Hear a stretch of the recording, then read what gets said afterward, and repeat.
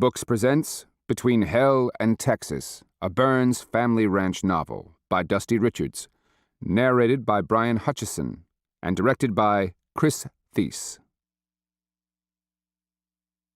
Chapter 1. Texas hill country looked winter drab all around him when Chet Burns pushed the big bay gelding he called Julio off to the ridge. The leafless mesquite branches stuck out, and the brown grass waved in the relentless north wind under the cloudy sky. Kind of a day a man hunched under his denim jumper and rode along dreaming about a crackling fire to warm his hands. Fingers encased in the goatskin gloves, the heat would still feel good to his digits. Being home would, too, instead of out checking on scattered range stock this far away from the headquarters. One good notion crossed his thoughts. The buttermilk ceiling rolling in from the Gulf might bring some rain. Wasn't a day in Texas a man couldn't use more water. Then the sharp report of a rifle cracked the wind's heavy breath. Without even thinking about it, he ducked down in the saddle and set steel spurs to Julio. They bailed off the steep slope into the dry-wash bottom and the thicket cover of cedars and live oak. The powerful gelding slid to a stop amidst the tall, bushy evergreens. Chet jerked out the .44-40 rifle from the scabbard in a swift dismount. Rifle chamber quickly loaded with the lever action, his ears were tuned for another incoming round. Where was the shooter? One round could draw a man's attention, but he needed the second one for a source and a direction where the shooter might be located. His heart pounded hard under his breastbone. Breathing came short at the realization of his tough situation. Alone and far from any aid or assistance from the ranch crew, he must wait out these back shooters. For a short moment, he'd forgotten all about the deadly feud that existed between his family and the Reynoldses, a sneaky bunch of cowards who, with their relatives, had killed his younger brother the previous spring. Dale Allen had been up there in the Indian Territory on a cattle drive to the Abilene, Kansas stockyards. Listening intently, all he could hear were some windswept crows calling. 3 or 4 more hours of daylight until sundown. Another cold winter day. He could wait them out.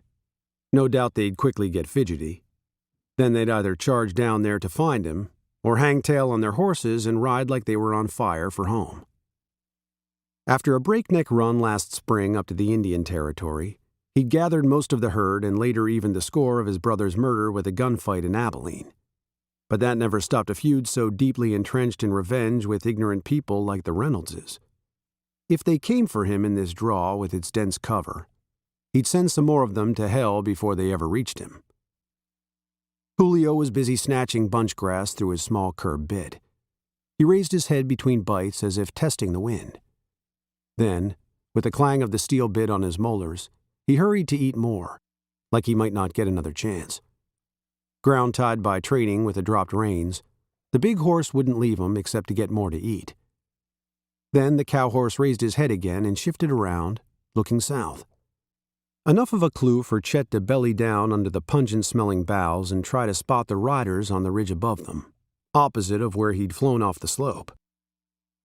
He caught sight of a red something, and next, through the limbs, he distinguished a rider huddled under a blanket jacket coming across the hillside. Armed with a rifle, the party stared hard down at the cedars for a sight of him.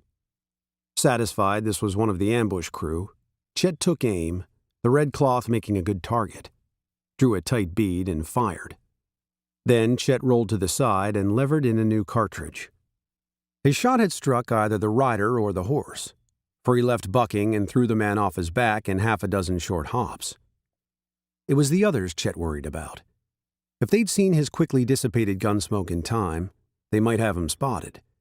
He needed to move aside from there and be certain they couldn't see him. There came another shot, but the round never came close to him, and he suspected the bullet originated from the same ridge as he settled in a new spot a dozen feet away. Muffled shouting. "Joe, you all right? Hit hard." "Good. Stay down. We'll get him." "Don't be so damn certain."